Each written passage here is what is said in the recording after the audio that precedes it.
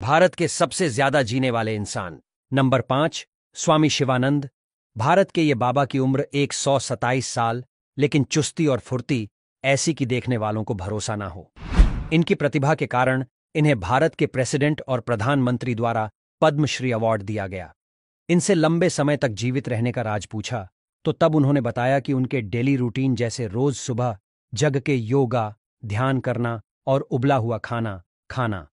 इनका जन्म 8 अगस्त 1869 को हुआ था। जैसा कि आप उनके आधार कार्ड में देख सकते हैं, वह कोविड-19 वैक्सीन के सक्रिय समर्थक हैं और वैक्सीन लगवाने वाले सबसे उम्रदराज लोगों में से हैं।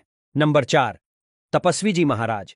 पटियाला के राजशाही महल में राजकुमार के रूप में जन्मे ये बाबा, जिनका जन्म 1770 में हुआ था और मृत्यु 1856 में हुई थी। यह कुल 186 सालों तक जीवित रहे थे। जहां इनका जन्म हुआ वह किसी राज्यशाही महलों से कम नहीं था। उनके लंबे समय तक जीवित रहने का रहस्य है कि उन्होंने काफी सालों तक बहुत कठोर तपस्या करी और अपनी जवानी वापस पाने के लिए प्राचीन वैदिक तकनीक कायाकल्प का उपयोग करते हुए 3 बार इस्तेमाल किया। यह बहुत कठिन तपस्या होती है। कायाकल्प उपचार एक प्राचीन वैदिक तकनीक है जो शरीर को जवान और स्वस्थ रखने के लिए इस्तेमाल की जाती है। नंबर 3, देवराहा बाबा। इन्होंने अपनी उम्र, तप और सिद्धियों के बारे में कभी किसी से कोई दावा नहीं किया। सहज, सरल और सादा जीवन जीने वाले बाबा देवराहा तो बिना पूछे ही सब कुछ जान लेते थे। यह उनकी साधना की शक्ति थी। ऋषि मुनियों के देश भारत में ऐसे कई संत हुए हैं जिन्हें दिव्य संत कहा जाता है। ऐसे ही एक दिव्य संत थे देवराहा बाबा। सहज, सरल और शांत प्रवृत्ति के बाबा को बहुत ज्ञान था। इनका जन्म 1740 में हुआ था और मृत्यु 1990 में हुई थी।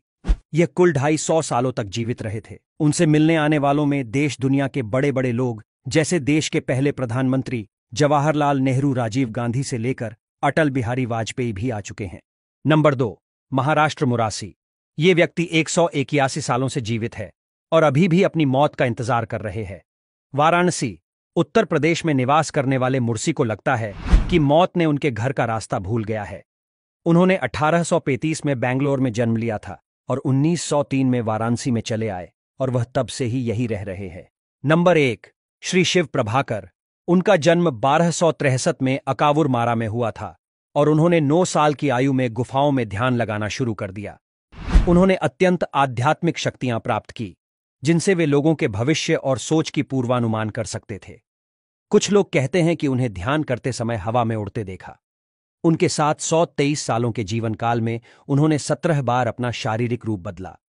उनकी इतनी सारी आध्यात्मिक क्षमताएं थीं कि उन्हें दक्षिण भारत के 18 सिद्ध योगियों में से गिना जाता था। 6 अप्रैल 1986 को उनका केरल के पहाड़ों में समाधि ले ली।